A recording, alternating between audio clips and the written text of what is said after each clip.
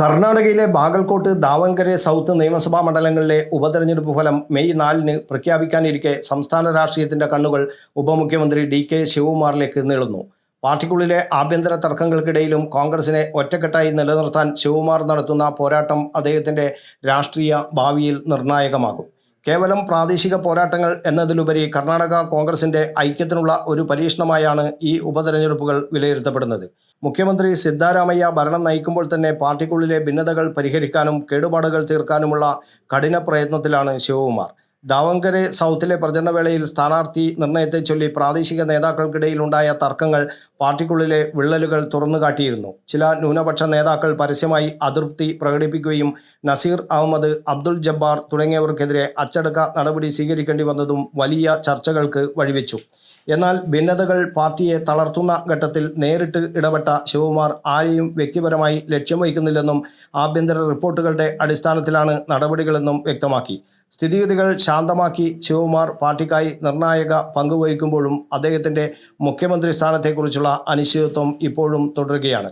2023 കോൺഗ്രസ് അധികാരത്തിൽ വന്നതു മുതൽ ഭരണകാലയളവിൻ്റെ പകുതിയിൽ ശിവകുമാർ മുഖ്യമന്ത്രി സ്ഥാനം ഏറ്റെടുക്കുമെന്ന അഭ്യൂഹങ്ങൾ ശക്തമായിരുന്നു. എന്നാൽ ഹൈക്കമാൻഡ് ഇതുവരെ ഇക്കാര്യത്തിൽ വ്യക്തമായ സൂചനകളൊന്നും നൽകിയിട്ടില്ല.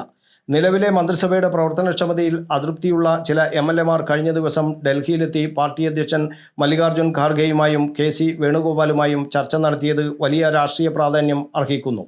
പാർട്ടിക്കുള്ളിൽ തൻ്റെ അനുയായികൾ നേതൃമാറ്റത്തിനായി സമ്മർദ്ദം ചെലുത്തുമ്പോഴും അങ്ങേയറ്റം സംയമനത്തോടെയാണ് ശിവകുമാർ പ്രതികരിക്കുന്നത്. ഹൈക്കമാൻഡ് എടുക്കുന്ന ഏത് തീരുമാനവും അംഗീകരിക്കുമെന്നും താൻ പാർട്ടിയുടെ വിശ്വസ്തനായ പ്രവർത്തകനാണെന്നും അദ്ദേഹം ആവർത്തിക്കുന്നു.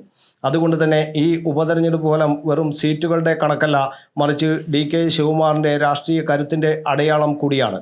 തെരഞ്ഞെടുപ്പിൽ പാർട്ടി മികച്ച വിജയം നേടിയാൽ നേതൃത്വത്തിൽ കൂടുതൽ ശക്തമായ പദവിയിലേക്കുള്ള ശിവകുമാറിൻ്റെ അവകാശവാദം അംഗീകരിക്കപ്പെടും. മറിച്ചാണെങ്കിൽ പാർട്ടിക്കുള്ളിലെ നേതൃമാറ്റത്തിനായുള്ള മുറവിളികൾ കൂടുതൽ സങ്കീർണമാകാൻ സാധ്യതയുമുണ്ട്. News bureau, Kannur media.